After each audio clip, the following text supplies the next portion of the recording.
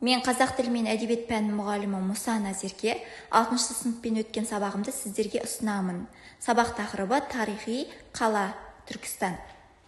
Жаңа сабақты бастамас бұрын үй тапсырмасы сұралды. Жаңа әдіс 5 саусақ баспалдағы арқылы үй тапсырмасы сұралды. Бұл 5 қадам әдісі. 5 қадам әдісі адамдарды алға қарап жетелеуге, оқушыларды алға қарап ұмтылуға, алға нық қадам басуына көмектеседі. Әрі қарай хат арқылы адасқан сөздермен оқушыларды топқа бөліп алдым.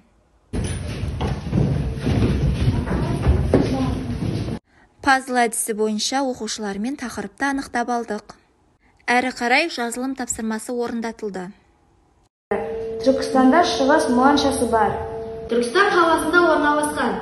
Ғимарат ішінде тайқазан, шығыс моншасы, мешіт орналасқан. Мешітте хикметтер, дін және тәрбие. Өзін-өзі бағалау парағы оқушыларға таратылды. Түркістан қаласындағы Ахмет Яссауи ғимаратында Танымал тайқазан бар. жарайсыңдар. Ал бірінші тапсырманы орындап Ахмет Яссауи кесенесі туралы оқисыңдар және екі мәтінді салыстырасыңдар. Оған 2 минут уақыт беріледі. Тақырыпты тереңдету мақсатында Түркістан жайлы мағлұмат берілді.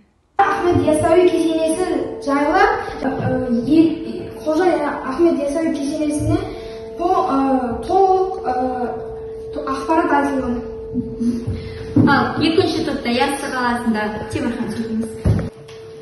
Жалпы бұрынғы атауы Яссы қаласы екені айтып. Мысалы екеуі Түркістан мен Қожа Ахмет Яссауи кесенесі Түркістан қаласында орналасқан, иә? Тағы екеуі де киелі елдер. Екеуі де Қазақстанда орналасқан. Иә, Қазақстанда орналасқан. Түркістанды еске алған кезде ескерткіштер ғана есімізге оралады. Түркістанды жаңарту өздеріңіздің идея бойынша қалай жаңартыларын келеді сенің келешекте? Менің ойымша, Қожа Ахмет Яссауи кесенесін жаңарту керек сияқты.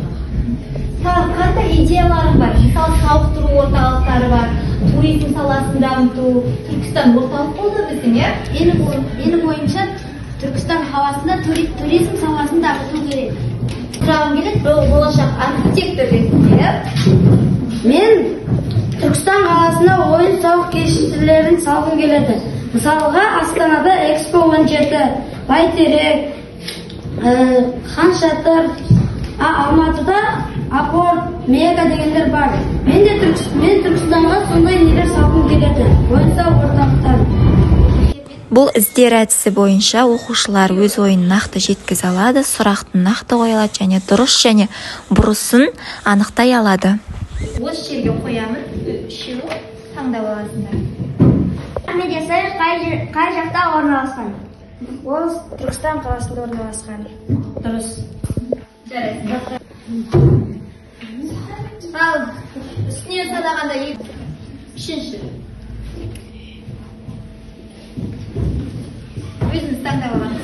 Қожа Ахмет Яссауи кесенесі қаншасыншы ғасырда құрылған? 14-ші ғасыр. Қожа Ахмет Яссауидің кесенесі 14-ші ғасырдың соңында құрылған. Дұрыс. Оның арасындағы қазақ халқының байлығы мәдениет тарихындағы айрықша орын бар ұлы ақын ғұлама. Дұрыс. Жарайсың. Темірхан қайтыс болғаннан кейін, ал екіншісі бұл ғимарат өзі өте дәу болған соң салмағы да көп болған. Оқушылар өз ізденістерімен бөлісіп жатыр. Оқушыларды сергіту сәтімен ойын сергітіп алдық. Бауырмашылықтың белгісі, иә?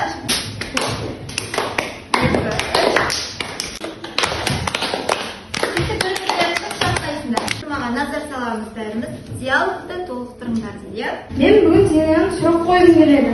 Қоя бер. Мен бірінші сұрағым, Ахмет Яссауи қандай адам болған? Ахмет Яссауи өте мәдениетті адал ғұлама болған. Ал екінші сұрағым, ол қайда, қашан туылған? Ол 1093 жылы Сайрам қаласында туылған. Рахмет. Түркістан есім ханнан бастап қазақ халқының орталығы болды. Түркістан қандай жер саналады? Түркістан киелі жер саналады. Рахмет. Сау бол. Жарайсыңдар. тағы үлкен, тағы да кішігірім қала, оның ішінде ғалымдардың университеттер. Сабақтарымыз ұнады ма? Ал енді егер 26 беттегі жазылым тапсырмасын орындап келесіңдер. Мен сендерге қазір стикер беремін. Стикерге жүрекше сызып қоясыңдар. Ал болмаса